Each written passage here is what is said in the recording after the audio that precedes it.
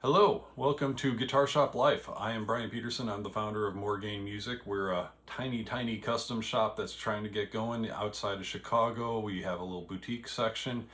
I'm going to talk a bit about some music business stuff. That's going to be one of the main focuses of this channel, and it's kind of because Morgaine actually started off in my head as a music business consultancy, where if you were interested in expanding your shop or your small manufacturing business, you can give me a call. We can help you out. And I'm still kind of interested in doing that because I love networking and I love some of the challenges. I love the merchandising and I love the interconnectedness of all the businesses. So if you have some interest in that, especially after what I have to say today, give us a call or drop us a line through the form on the website. It's morgainemusic.com. You can also find us on Reverb. One of the things that we do a lot is we try to find small businesses to give them the first step up. And as an example, these are Rombo picks. We import these from Germany. They are our best sellers. We love them. If you were interested in carrying those through us and not having to deal with the international wire transfers that are required and the tariffs and you want to get the best deal that you can, give us a call. We're talking about trying to distribute those more widely, and they've certainly done well for us. But anyways, today I wanted to respond to something that Trogly talked about on his show, which I love Trogly. And he's definitely kind of onto something here, but not in the way that he's thinking. The show was about a week ago, and he was talking about how maybe some of the big manufacturers are screwing over the smaller retailers by some of their business practices. Specifically, it seems like Guitar Center and Sweetwater and B&H and some of those big manufacturers seem to get large quantities of gear in early, before anyone else. And I just want to address some of that, because that's definitely a thing. I do think that the manufacturers do their best to be fair to everybody, but the business concerns are much bigger than what Trogly is thinking about. So let's just take, Fender decides to introduce a new Mexican grade or Mexican based guitar. Guitar Center is likely going to order a few thousand of those right away, and they might be ordering a few thousand every quarter or even every month. You never know how popular something's going to be. By comparison, a small shop might be ordering 5 or 10 or 20, and that might be for half a year. So for Fender to decide, we're going to do this, we're going to dedicate an entire assembly line to it, or maybe we have to build an assembly line from scratch because we're expanding the business a little bit, which means we need to finance new machines, we need to finance the training for everybody, we need to get everything in place and set up. It's an enormous investment just to see that product hit the shelves of a store. And so when my shop might order 5 or 10, that's not enough justification for those assembly lines, right? Fender can't confidently invest in that growth without having some of those big players backing it. So in a way, Guitar Center and Sweetwater and B&H and these things, they actually subsidize the smaller retailers' ability to get these things in stock. Now, back before, say, Sweetwater and B&H got big enough to compete with Guitar Center was the big player on the block, and they were very concerned about having a antitrust investigation, and so they had to be very careful. And when they had an exclusive on something, it wasn't like a contracted exclusive. That would be considered an antitrust violation. what they would be able to do is they would be able to buy the first 3,500 or 5,000 or whatever they needed to buy before other stores got their orders in. And places are going to fulfill those orders in line. If I order 15, they're not going to break up Guitar Center's gigantic order to pull 15 from the middle of it just to get it to me. That's not going to happen. PO comes in, you fill that PO, you ship it off, you move to the next PO, right?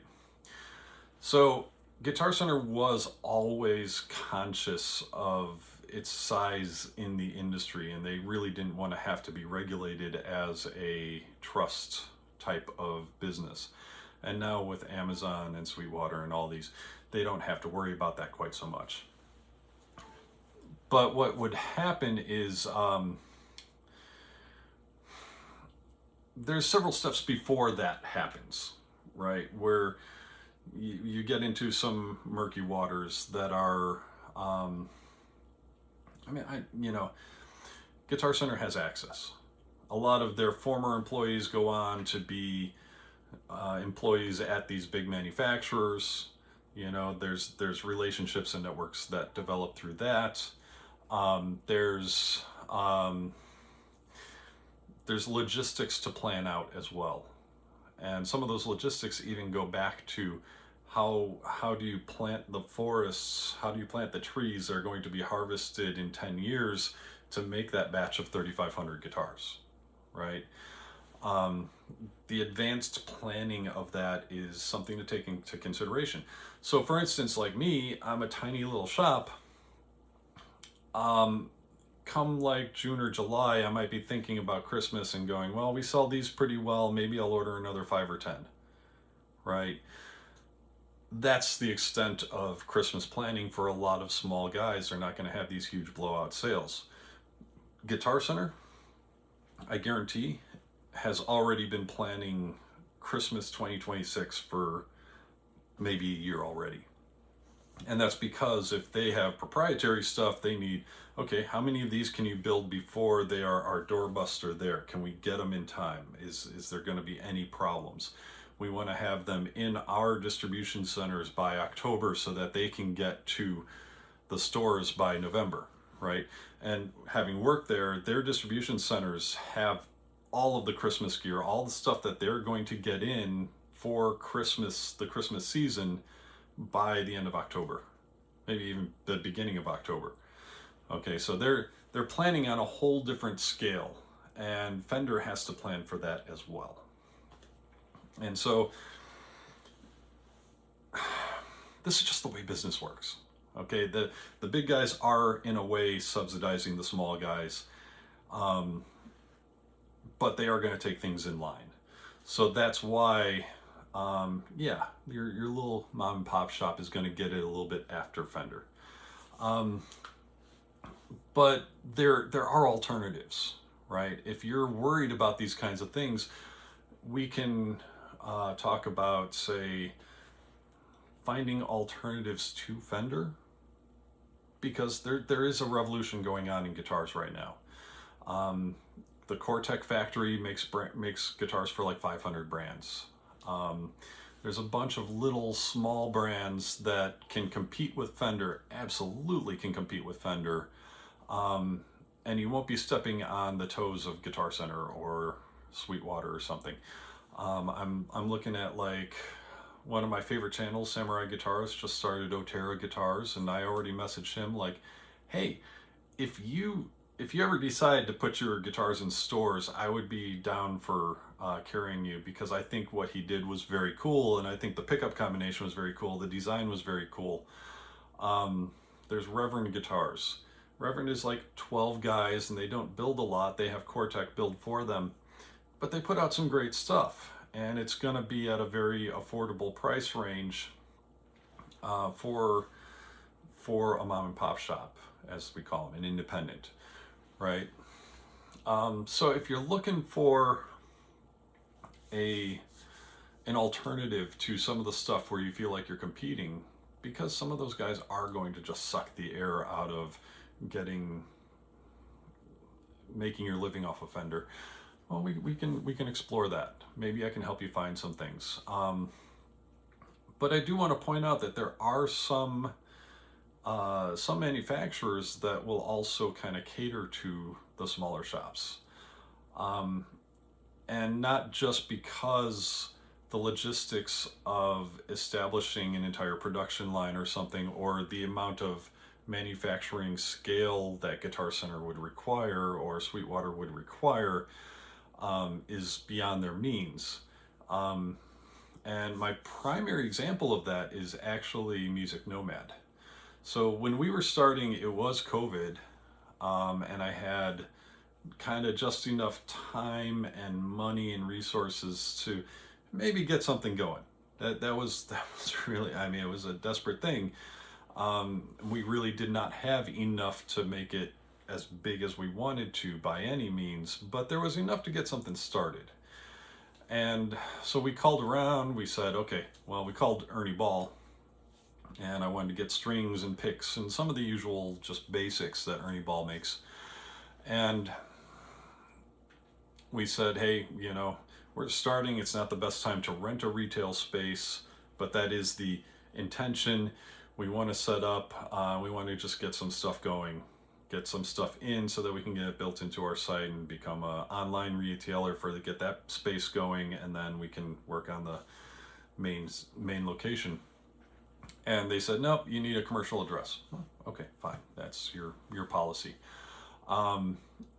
When we reached out to, I'm going to interject another one, small manufacturer of a common object that we all kind of use. I'm not going to say what it is, but I reached out. I said, hey, you know, I've worked for these big chain stores and I've sold thousands of these. I'm starting my own shop. I want to carry you because I really like your product. We don't have a space, but that's coming. He immediately shot back with, oh, so are you going to sell on Amazon? And that accusation was why we don't carry that product. Just, you know, I didn't like his attitude. But Music Nomad, when we said, hey, we don't have a space, that's definitely the plan, but we're starting this business and we'd like to carry your stuff because we really like it, they said, we'd be honored to. We'd be honored to be carried by your new small business that doesn't even have a space. And in fact, they give a better price break so that the small guys can make a little more profit than Guitar Center can off of the same items. And that's like super cool. Super, super cool. So there are ways and there are some little things that we can, excuse me, take advantage of in the industry to maybe make a little more profit if you're interested in reaching out and we can kind of talk about stuff. But Trogly is not wrong. He's not wrong that the size of things like Guitar Center and Sweetwater are an obstacle to the small retailers. But he's overlooking some of the benefits of it as well.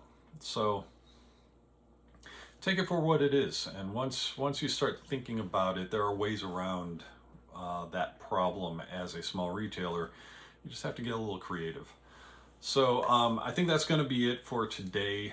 We'll continue on with more of these as we go. I'm Brian Peterson. This is More Gain Music. This is Guitar Shop Life, the show. And if you want to reach us, check out our site, moregainmusic.com. Find us on Reverb. We've got some more stuff, some good stuff coming that I'm building. I'll be showing them off pretty soon. Thank you. Thanks for hanging in. Bye.